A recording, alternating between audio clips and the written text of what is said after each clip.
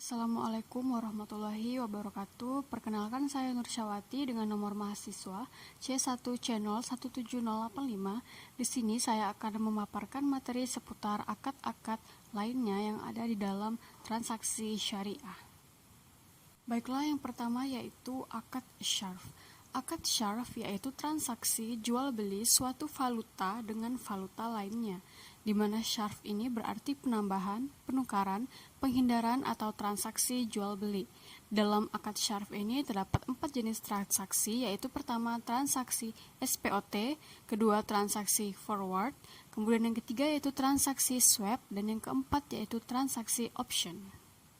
Rukun dari transaksi syarf ini yang pertama yaitu terdapat pelaku, yaitu pembeli dan penjual, kemudian objek akad yaitu mata uang, dan yang terakhir yaitu ijab qabul.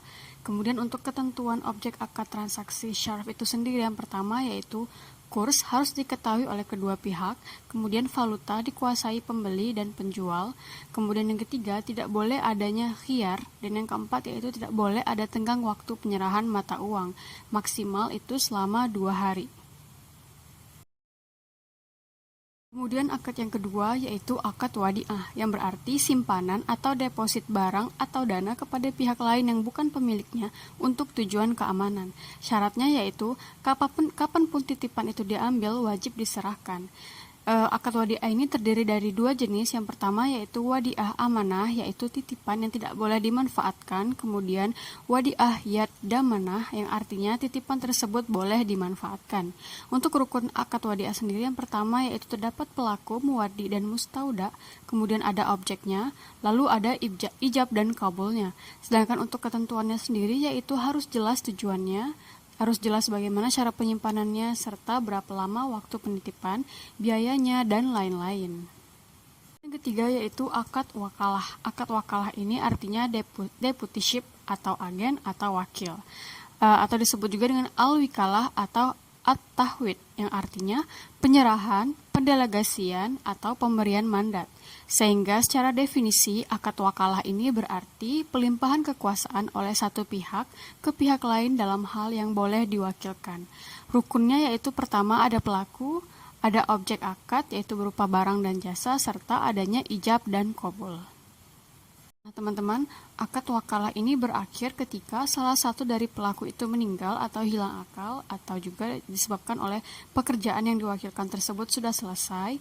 Kemudian bisa juga dikarenakan oleh pemutusan oleh yang mewakilkan, atau wakil mengundurkan diri, atau yang mewakilkan sudah tidak berstatus memiliki sesuatu yang diwakilkan tersebut. Kemudian yang keempat yaitu ada akad al-kafalah, yang berarti jaminan, yang artinya adalah perjanjian pemberian jaminan yang diberikan oleh penanggung yang disebut dengan kafi'il kepada pihak ketiga yaitu makful lahu untuk memenuhi kewajiban pihak kedua atau pihak yang ditanggung, atau makful anhu atau ashil. Perjanjian antara penjamin kepada kreditor yang memberi utang kepada debitor.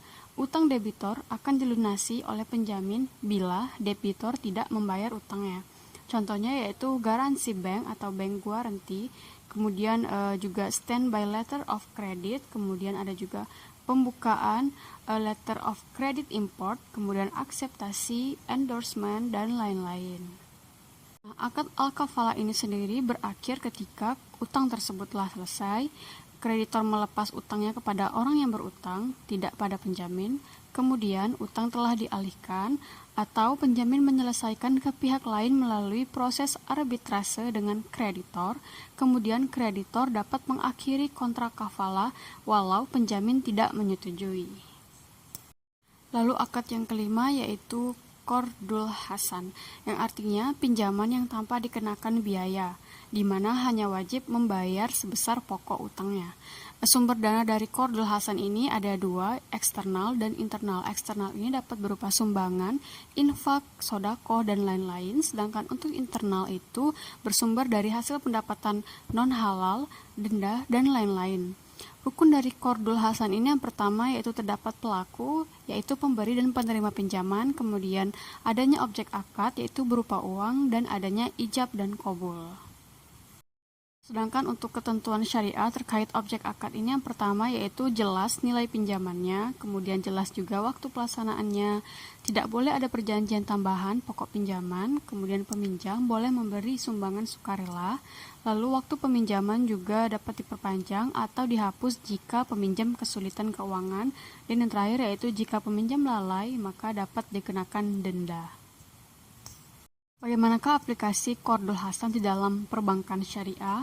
Yang pertama yaitu berupa pinjaman talangan haji, kemudian yang kedua pinjaman tunai, kemudian pinjaman kepada pengusaha kecil, kemudian produk untuk menyumbang usaha yang sangat kecil atau membantu sektor sosial, kemudian ada juga dalam bentuk fasilitas nasabah yang memerlukan dana cepat.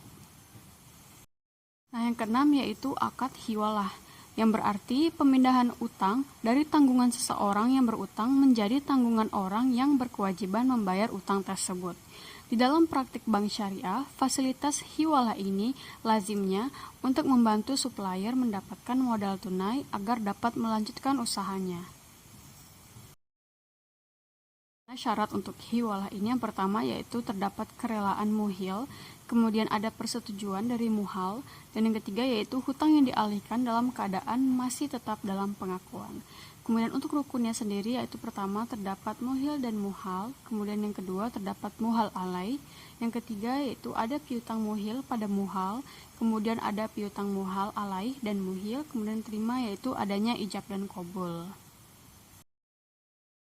Akad yang terakhir yaitu ran, di mana yang berarti adalah menahan salah satu harta milik si peminjam sebagai jaminan atas peminjaman yang diterimanya, atau dapat juga disebut dengan gadai, di mana syarat-syaratnya yaitu terdapat ijab dan qabul, terdapat akid, dan terdapat barang yang digadai. Untuk rukunnya sendiri terdapat rahin dan murtahin, kemudian baligh dan cakap. Nah, itu dia tadi teman-teman penjelasan dari beberapa akad lainnya di dalam transaksi syariah. Semoga dapat dipahami dan mohon maaf apabila terdapat kesalahan dalam pengucapan. Terima kasih atas perhatiannya. Wassalamualaikum warahmatullahi wabarakatuh.